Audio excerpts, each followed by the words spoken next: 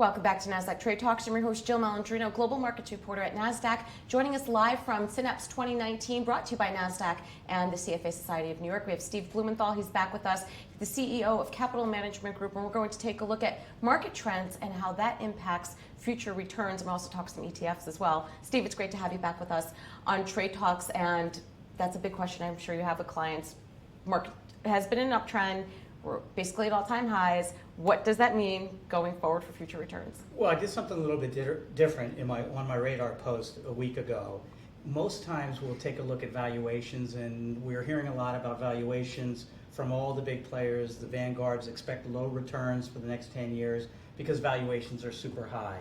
Well, when you buy something that's expensive, the opportunity or return is less, and when you buy something that's inexpensive, the potential return is a lot better. So we know that valuations are really high, and they don't tell us anything about when a market may turn or not turn, but what they do tell us a lot about is what forward returns are going to be. So in last week's post, I took a little bit of a different twist.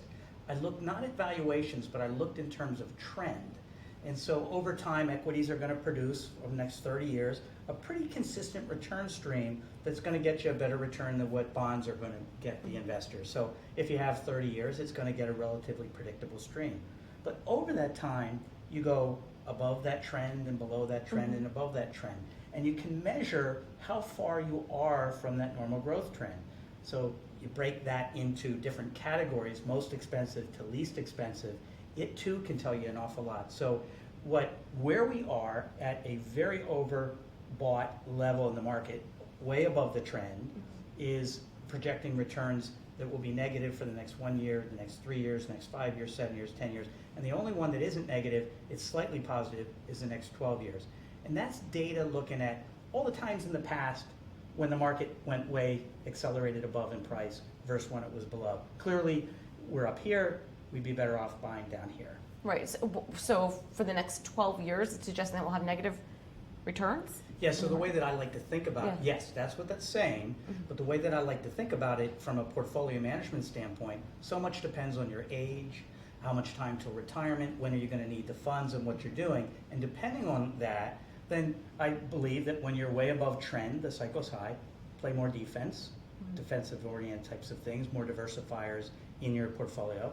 And when you're below trend, that's when you're going to get the best bargains and the best returns. Yeah, I'm glad you brought that up, time frame, and putting that into context of looking at different stock picks, ETF picks, and so forth. I think we're so conditioned to see performance right away that we forget the bigger picture because you might look at a stock one way and I might look at it at another way. Speaking of ETFs at the Synapse, where we're coming from live today, what are some of the themes that you're hearing?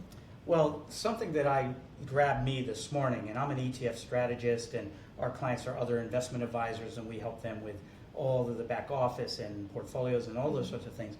So being in the ETF space for a lot of years, really, in the early days to now, the big things that we're no longer talking about ETFs as, is this a safe thing? Is it going to be something that's going to implode the market because of the structure? We're not talking about how the creation process works. So we're past all of that, so it's been well accepted. What I found interesting this morning was one of the research team members from Nasdaq got on and showed, so if you're buying the S&P 500, if you were to trade all the individual stocks, what the bid-ask spread of each of those stocks are relative to just trading the ETF that owns all those different stocks. So you've got a much bigger bid-ask spread if you buy the stocks individually versus what you're doing if you're just acquiring the ETF. And it speaks to the efficiency of and the popularity of the product, the infrastructure that's surrounding the system. So that was a big. I would imagine that's why fixed income ETFs are becoming such a big part of the narrative this year and going to 2020. I mean, particularly for fixed income managers because of the durations and the disparity in the spreads, and they don't trade like equities do. They're more by appointment. So to have it in that ETF wrapper's got to make it so much more efficient for their management. It's a great tool. It's just a great tool for investors. All right, Steve, great to have you with us as always. Thanks for joining me. And thanks for joining me throughout the day from Synapse 2019. I'm Jill Malandrino, Global Markets Reporter at Nasdaq.